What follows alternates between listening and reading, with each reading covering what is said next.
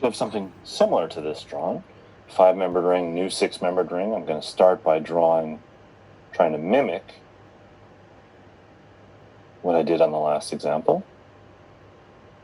The 5-membered ring that we had is drawn here, where we started from. There was originally a pi bond here and here, but now we've formed these new bonds. We form them using one pi bond here. Second pi bond's left behind, and we should have these carboxylic acid groups left over.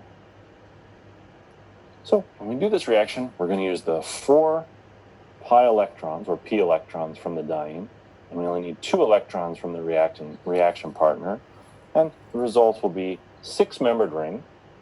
And if we had a 5-membered ring built in, that's still reflected here. Let's do a few more examples,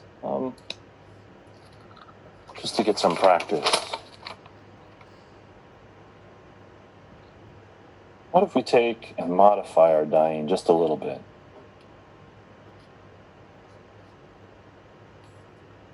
And let's use an alkene that we just had. This is a little bit similar to the 2 examples ago, where we had cyclopentadiene plus this carboxylic acid. This is cyclohexadiene.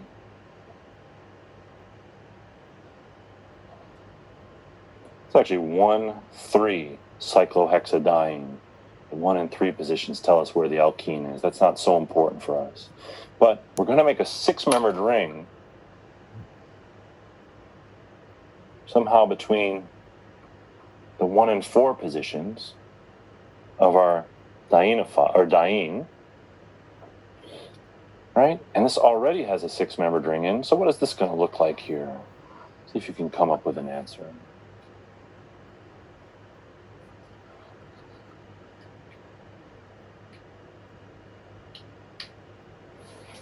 Right after that, we're going to do another problem too. Again, it's really, you should be filling these things in, trying to draw something rather than waiting for me.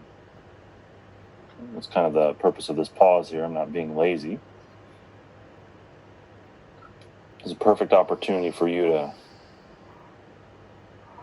work on this. There's 2 extra problems you can do. Do this last one with 6-membered ring. And let's go back to butadiene. And now let's put a ring in the alkene portion. You know we're going to form a 6-membered ring here. There's a 5-membered ring. How are we going to draw this? The other clue I'm going to give us here is this is cis. So there's already 2 hydrogens here. So take the next 3 minutes, 4 minutes or so. Really carefully, methodically draw these things in, check your work, think if it's okay. Go back to our earlier notes where we were talking about the word cis and trans here for the alkene. Try and draw this one in with the right stereochemistry that cis tells you.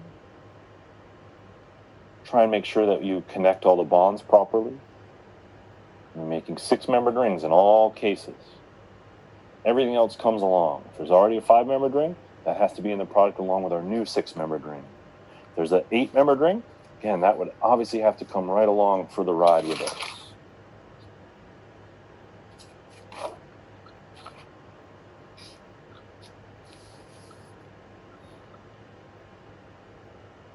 And I'm going to start filling in the work or the right answers for these particular problems.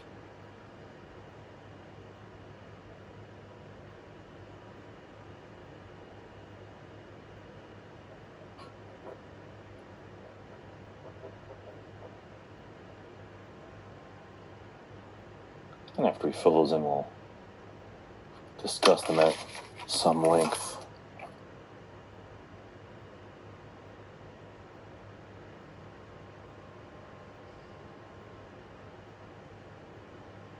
So it practically looks something like that. If your acid is up or down the other direction, it's absolutely okay.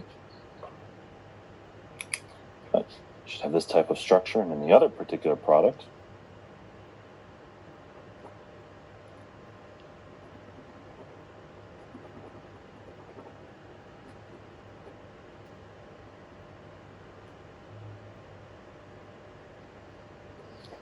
we should have something that looks like this. Let's talk about this product first, then we'll talk about this one below. The new 6-membered ring formed here takes 2 of its carbons from the alkene and 4 of its carbons from the diene. These other 2 carbons simply come along with the structure. Just like when we were working with a 5-membered ring, 1 carbon came along. Here, if there's 2, they come along as well. And the structure, it looks really kind of ugly, the way that I'm drawing it here. That's okay. It's just how it goes when we're learning something new. It doesn't have to look picture perfect. But this particular compound brings together all the atoms. I've added no new atoms here, but I have simply made 2 sigma bonds. I've broken a variety of pi bonds to do so.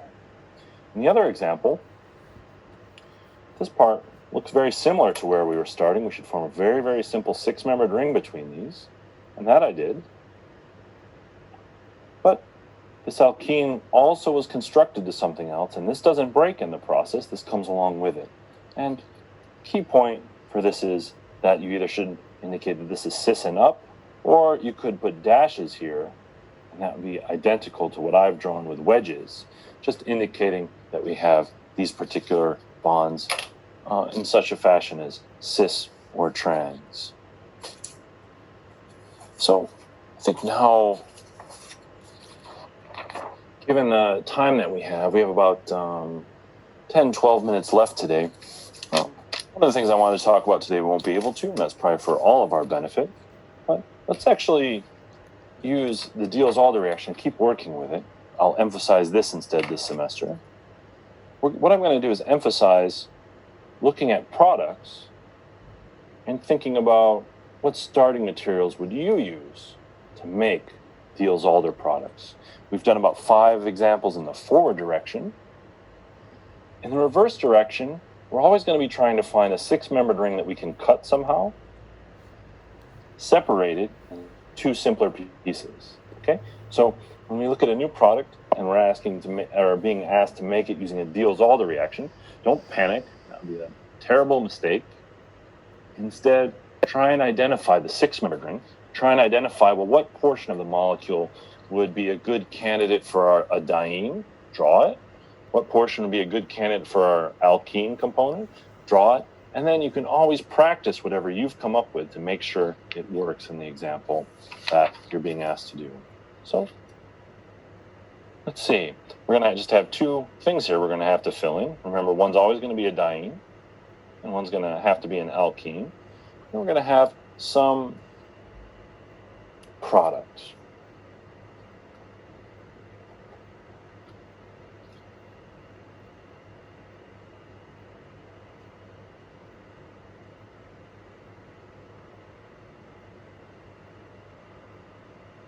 Right? So for this type of molecule, what would be our diene component? What would be our alkene component? Okay. This one's fairly simple.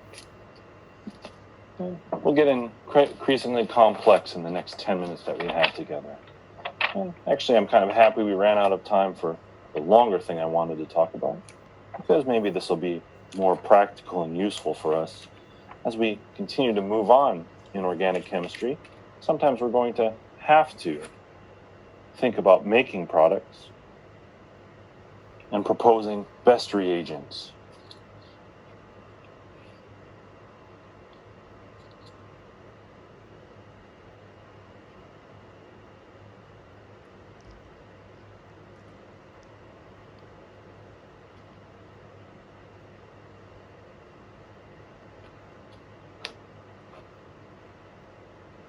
So draw a couple different molecules on here.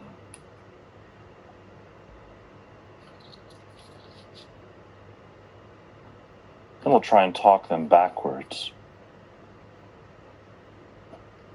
and propose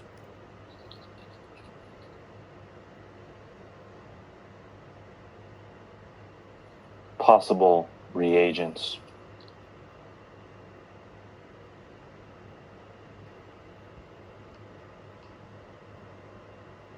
Best reagents, how to check our work, and these types of things. Okay, so try and come up or construct reasonable answers of diene reaction partner and alkene reaction partner for these three molecules. First one's the easiest. Second one's kind of challenging, but we just spent quite a bit of time with it, so check your notes on it. Third one's kind of easy, I think, but there's something a little bit different about it.